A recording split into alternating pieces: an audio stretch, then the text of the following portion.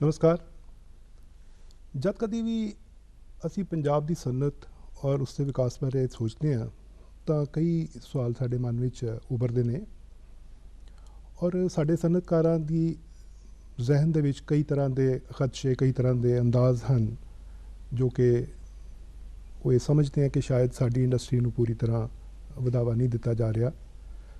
ਅੱਜ ਅਸੀਂ ਇਸੇ ਵਿਸ਼ੇ ਦੇ ਉੱਤੇ ਗੱਲ ਕਰ ਰਹੇ ਹਾਂ ਔਰ ਅਸੀਂ ਖੁਸ਼ਕਿਸਮਤ ਹਾਂ ਕਿ ਜੋ ਇਸ ਮੁਲਾਕਾਤ ਦੇ ਵਿੱਚ ਸਾਡੇ ਨਾਲ ਸਟੂਡੀਓ ਵਿੱਚ ਨੇ ਉਹ ਕੇਂਦਰੀ ਮੰਤਰੀ ਸਨਅਤੀ ਨੀਤੀ ਅਤੇ ਸਨਅਤੀ ਵਿਕਾਸ ਰਾਜ ਮੰਤਰੀ ਨੇ।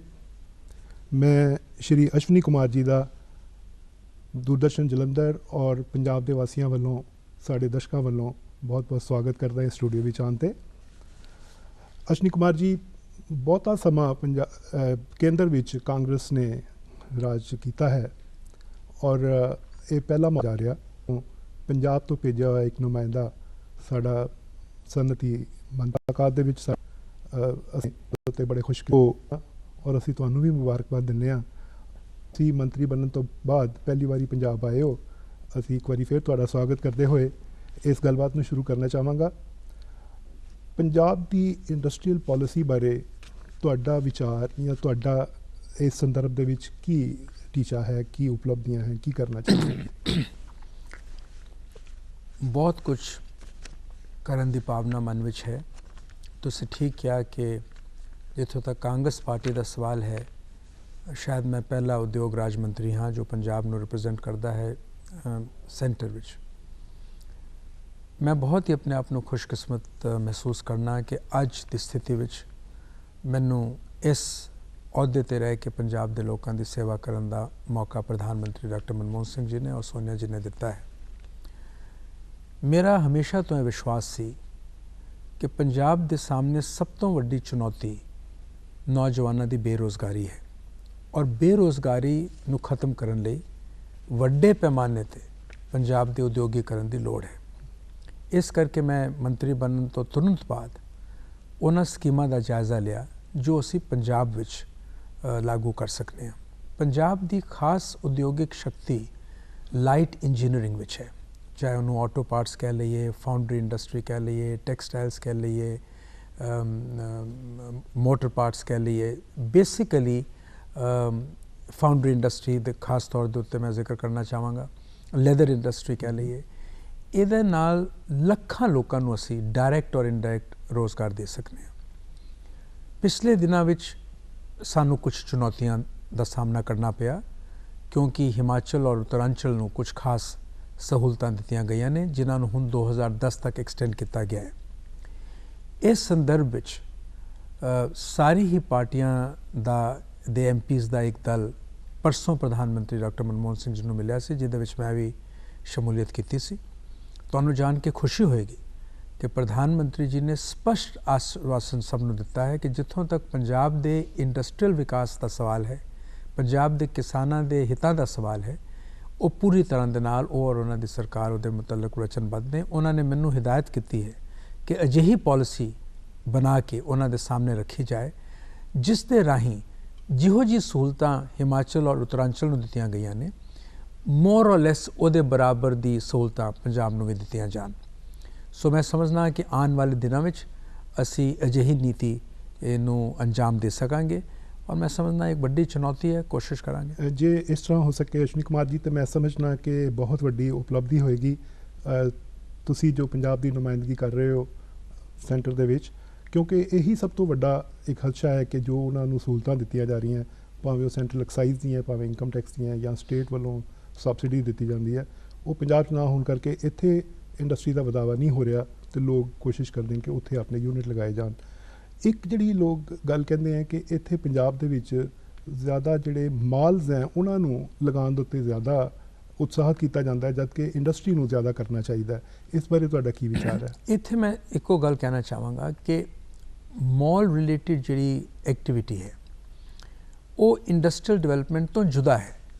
ਮਗਰ ਕਿਸੇ ਵੀ ਸਟੇਟ ਵਿੱਚ ਜਾਂ ਕਿਸੇ ਵੀ ਪ੍ਰਾਂਤ ਵਿੱਚ ਜੇ ਮਾਲ ਆ ਰਹੇ ਨੇ ਤੇ ਉਹ ਇਹ ਸਾਬਤ ਕਰਦਾ ਹੈ ਕਿ ਉੱਥੋਂ ਦੇ ਲੋਕਾਂ ਕੋਲ ਸਪੈਂਡਿੰਗ ਪਾਵਰ ਹੈ। ਸਪੈਂਡਿੰਗ ਪਾਵਰ ਅਲਟੀਮੇਟਲੀ ਵਪਾਰ ਦੇ ਨਾਲ ਜਾਂ ਇੰਡਸਟਰੀ ਦੇ ਰਾਹੀਂ ਆਉਂਦੀ ਹੈ।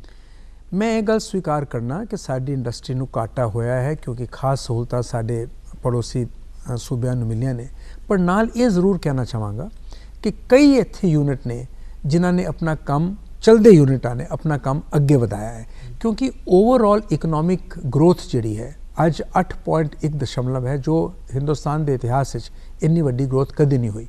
उस ग्रोथ का कुछ अंश असी पंजाब भी देख रहे हैं। एक गल ठीक है कि जिन्ना इंडस्ट्रीयल डेवलपमेंट साडी हो सकती सी उन्नी नहीं हुई, पर यह भी गल साफ है कि जे पंजाब के लोगों की मेहनत, उन्हां दी लगन, जे उन्हां दा काम करन दा तरीका देखिए तो मैं समझना कि आने वाले 10 साल पंजाब पिछली जी पिछाड़ हुई उन्होंने पिछे छड़ देगा और अगे निकल जाएगा। और मैं इस संदर्भ में यह ज़रूर कहना चाहूँगा कि कैप्टन अमरिंदर सिंह सरकार ने और ख़ास तौर पर मुख्यमंत्री ने अपने आप कई बहुत इहो जे कदम चुके ने जो अगे आके जिन्हों का फल सानू मिलेगा। वो औखे कदम सी पर उन्होंने चुके ने, जिस तरह क्रॉप डाइवर्सिफिकेशन की उन्होंने गल की, मैं समझना बिल्कुल सही है, क्योंकि हुण झोने और पैडी के साइकिल चो सानू झोनी और कणक के साइकिल चो सानू निकलना पएगा और सानू कैश क्रॉप्स और कमर्शियल क्रॉप्स के वाल जाना पएगा। इत्ते पंजाब सरकार ने कई स्कीमां तजवीज़ कीती है। एक जी अहम चीज़ है इंडस्ट्री वास्ते वो है पावर, इलैक्ट्रिसिटी, बिजली। उस दे बारे च की पॉलिसी है, इसकी जनरेशन अगों किस तरह इनू ज़्यादा तो ज़्यादा मुहैया किया जा सकता? तुसीं बहुत अहम सवाल पूछा है। कोई भी स्टेट की इंडस्ट्रीयल डेवलपमेंट तब तक नामुमकिन है जब तक पावर ना होए।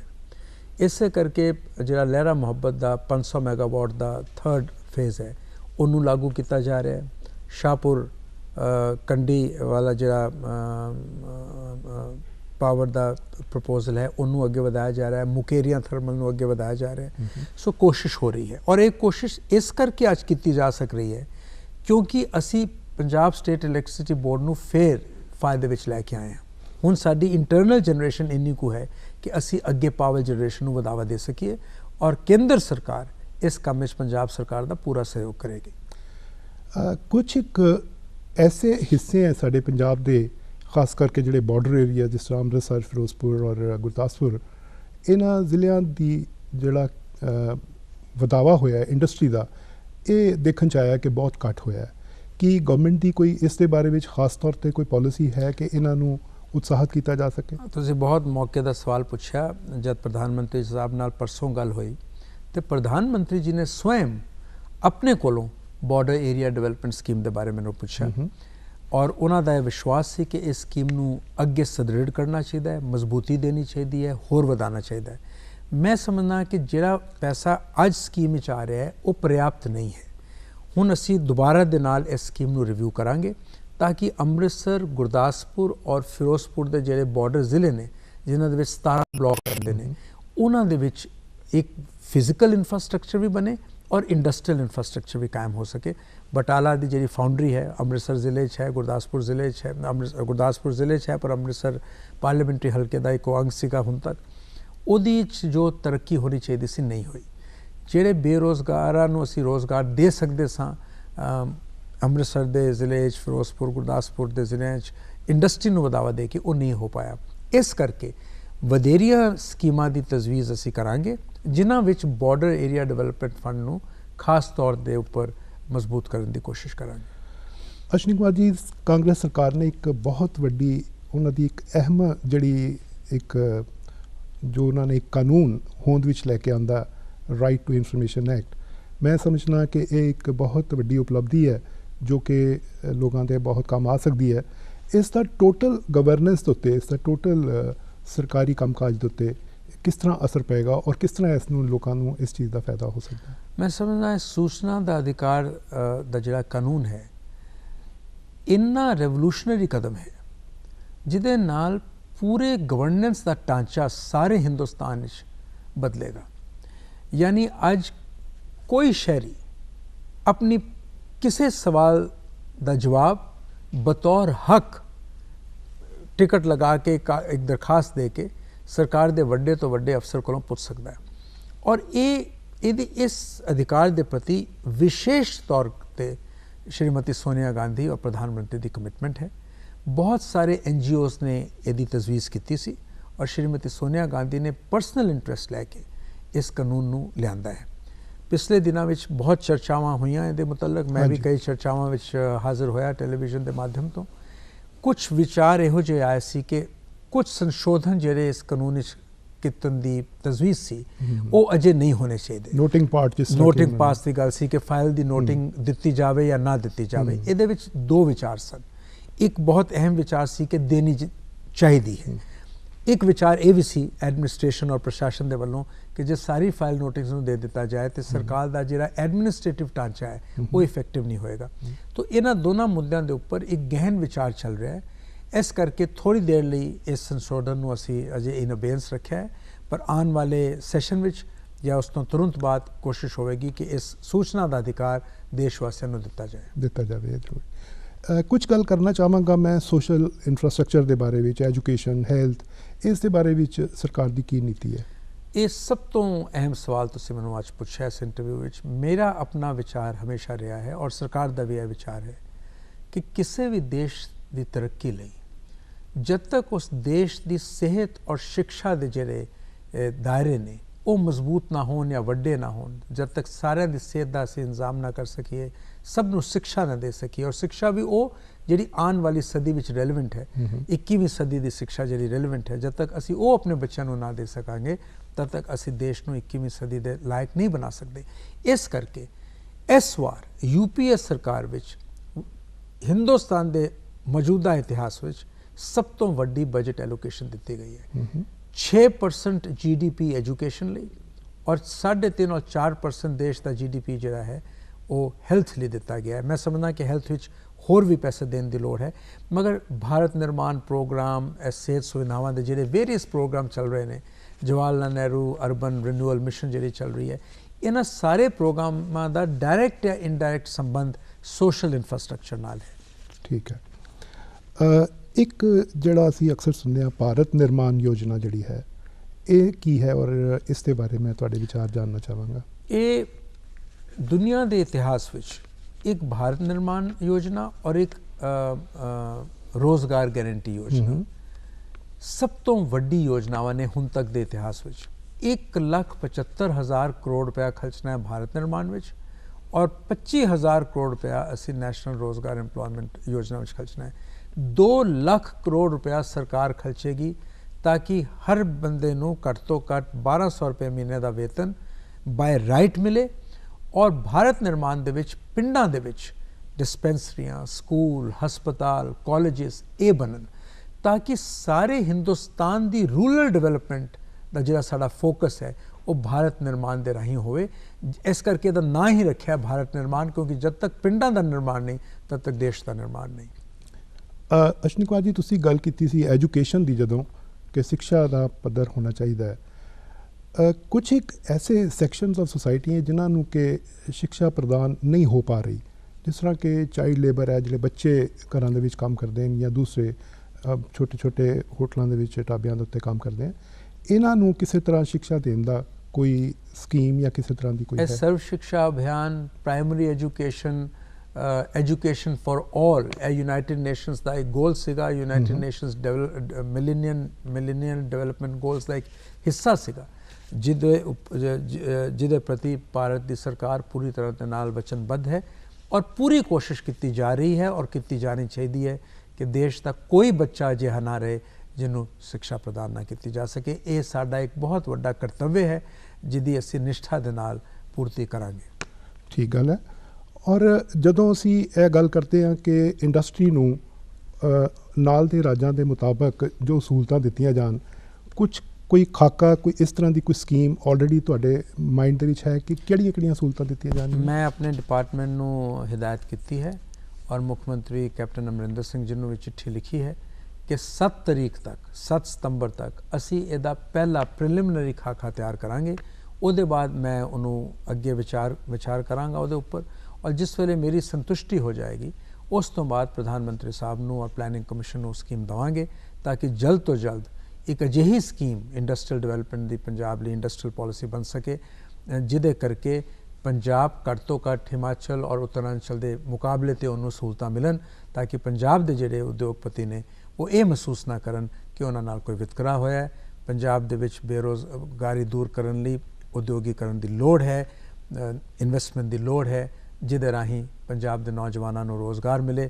ਮੇਰਾ ਹਮੇਸ਼ਾ ਇਹ ਸਭ ਤੋਂ ਮੁੱਖ ਏਜੰਡਾ ਰਿਹਾ ਹੈ, ਮੇਰੀ ਵਚਨਬੱਧਤਾ ਹੈ ਔਰ ਮੈਂ ਪੂਰੀ ਕੋਸ਼ਿਸ਼ ਕਰਾਂਗਾ ਕਿ ਇਹਨੂੰ ਅੰਜਾਮ ਦੇ ਸਕਾਂ। ਜਿਹੜੀਆਂ ਸਹੂਲਤਾਂ, ਜਿਹੜੀਆਂ ਟੈਕਸ ਕੰਸੈਸ਼ਨਸ ਜਿਹੜੀਆਂ ਦਿੱਤੀਆਂ ਜਾ ਰਹੀਆਂ, ਇਸ ਦੇ ਵਿੱਚ ਸੈਂਟਰ ਦਾ ਔਰ ਸਟੇਟ ਦਾ ਕੀ ਰੋਲ ਹੋਏਗਾ? ਜਿਹੜੇ ਕੰਸੈਸ਼ਨ ਸੈਂਟਰ ਕੋਲੋਂ ਮਿਲਨੇ ਹੋਣਗੇ, ਮਸਲਨ ਐਕਸਾਈਜ਼ ਦਾ ਹੈ ਜਾਂ ਇਨਕਮ ਟੈਕਸ ਦਾ ਕੰਸੈਸ਼ਨ ਹੈ, ਕੋਈ ਅਜਿਹੀ ਛੂਟ ਹੈ ਜਿਹੜੀ ਕੇਂਦਰ ਸਰਕਾਰ ਨੇ ਦੇਣੀ ਹੈ, ਉਹ ਕੇਂਦਰ ਸਰਕਾਰ ਦੇਗੀ। ਪੰਜਾਬ ਸਰਕਾਰ ਤੇ ਜੋ ਵੱਧ ਤੋਂ ਵੱਧ ਰਿਆਇਤਾਂ ਦੇ ਸਕਦੀ ਹੈ ਦੇ ਹੀ ਰਹੀ ਹੈ। ਮਗਰ ਮੈਂ ਇੱਕ ਗੱਲ ਜ਼ਰੂਰ ਕਹਿਣਾ ਚਾਹਾਂਗਾ, ਜਿਸ ਤਰ੍ਹਾਂ ਅਸੀਂ ਹੁਣ ਪਿੱਛੇ ਗੱਲ ਕੀਤੀ, 11 ਲੱਖ ਪੈਨਸ਼ਨਾਂ ਅਸੀਂ ਵਿਧਵਾ ਪੈਨਸ਼ਨਾਂ ਦਿੱਤੀਆਂ, ਸ਼ਗੁਨ ਸਕੀਮ ਵਿੱਚ ਦਿੱਤੀਆਂ।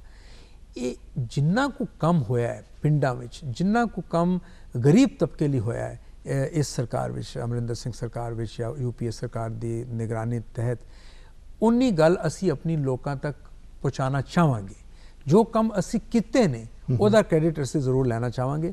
ਔਰ ਮੈਂ ਸਮਝਦਾ ਕਿ ਸੱਤਾ ਦਾ ਮੁੱਖ ਪਰਪਸ ਇਹੀ ਹੁੰਦਾ ਹੈ ਕਿ ਜਿਹੜੇ ਗਰੀਬ ਨੇ, ਜਿਹੜੇ ਪਿਛੜੇ ਨੇ, ਉਹਨਾਂ ਦੇ ਪ੍ਰਤੀ ਕੁਝ ਅਜਿਹੀਆਂ ਨੀਤੀਆਂ ਬਣਨ ਜਿਨ੍ਹਾਂ ਕਰਕੇ ਉਹਨਾਂ ਨੂੰ ਫਲ ਮਿਲੇ, ਔਰ ਇਹੀ ਸਾਡੀ ਚੇਸ਼ਟਾ ਹੈ।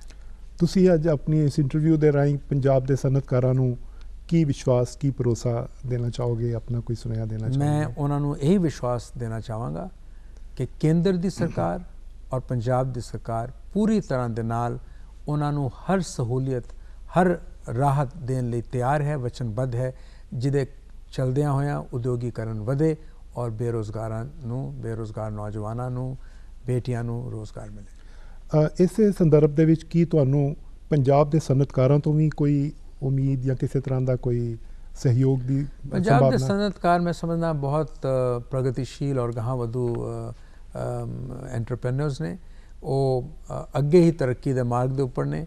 ਮੈਂ ਉਹਨਾਂ ਨੂੰ ਸਿਰਫ ਇਹੀ ਕਹਾਂਗਾ ਕਿ ਅਸੀਂ ਜਿਸ ਲਾਇਕ ਹਾਂ ਉਹਨਾਂ ਦੀ ਸੇਵਾ ਲਈ ਤਿਆਰ ਹਾਂ। ਸ਼ਾਇਦ ਇਸੇ ਕਰਕੇ ਤਾਂ ਨਹੀਂ ਕਿ ਆਲਰੇਡੀ ਬੜੇ ਤਰੱਕੀ ਦੇ ਲਾਇਕ ਹੈ, ਅੱਗੇ ਵਧੂ ਹੈ, ਤੇ ਇਸ ਕਰਕੇ ਨਾਲ ਦੀਆਂ ਸੂਬਿਆਂ ਨੂੰ ਜ਼ਿਆਦਾ ਸਹੂਲਤਾਂ ਦਿੱਤੀਆਂ ਜਾ ਰਹੀਆਂ ਔਰ ਇਹਨਾਂ ਨੂੰ ਇਗਨੋਰ ਕੀਤਾ ਜਾ ਰਿਹਾ। ਦੇਖੋ, ਇਹ ਗੱਲ ਤਾਂ ਸਾਨੂੰ ਮੰਨਣੀ ਪਏਗੀ ਕਿ ਪੰਜਾਬ ਦੀ ਜਿਹੜੀ ਲੈਵਲ ਆਫ ਡਿਵੈਲਪਮੈਂਟ ਆਲਰੇਡੀ ਹੈ, ਇਹ ਇੱਕ ਅੱਛੇ ਸਤਰ ਦੇ ਉੱਪਰ ਅਸੀਂ ਹੈਗੇ ਹਾਂ। ਔਰ ਪਿਛਲੇ ਵਧੇਰੇ ਸਾਲਾਂ ਦੀ ਕਾਂਗਰਸ ਸਰਕਾਰ ਜਿਹੜੀ ਨੀਤੀਆਂ ਹਨ, ਉਹਨਾਂ ਦੇ ਕਰਕੇ ਪੰਜਾਬ ਇੱਕ ਖੁਸ਼ਹਾਲ ਸੂਬਾ ਹੈ। ਪਰ ਹੋਰ ਖੁਸ਼ਹਾਲ ਹੋਵੇ, ਹੋਰ ਇੰਡਸਟਰੀ ਵਧੇ, ਹੋਰ ਇਹਦੇ 'ਚ ਇਨਵੈਸਟਮੈਂਟ ਹੋਵੇ, ਨਿਵੇਸ਼ ਹੋਵੇ, ਇਹੀ ਸਾਡੇ ਸਾਰਿਆਂ ਦੀ ਮਨਸ਼ਾ ਹੈ ਔਰ ਇਹੀ ਮੇਰਾ ਵਾਅਦਾ ਵੀ ਹੈ। ਇਹ ਕਾਫੀ ਅੱਛਾ ਤੁਸੀਂ ਇੱਕ ਸੁਨੇਹਾ ਦਿੱਤਾ ਹੈ ਔਰ ਮੈਂ ਸਮਝਦਾ ਕਿ ਪੰਜਾਬ ਦੇ ਵਾਸੀਆਂ ਨੂੰ ਇਸ ਤੋਂ ਕਾਫੀ ਸੰਤਾਵਨਾ ਹੋਣੀ ਚਾਹੀਦੀ ਹੈ।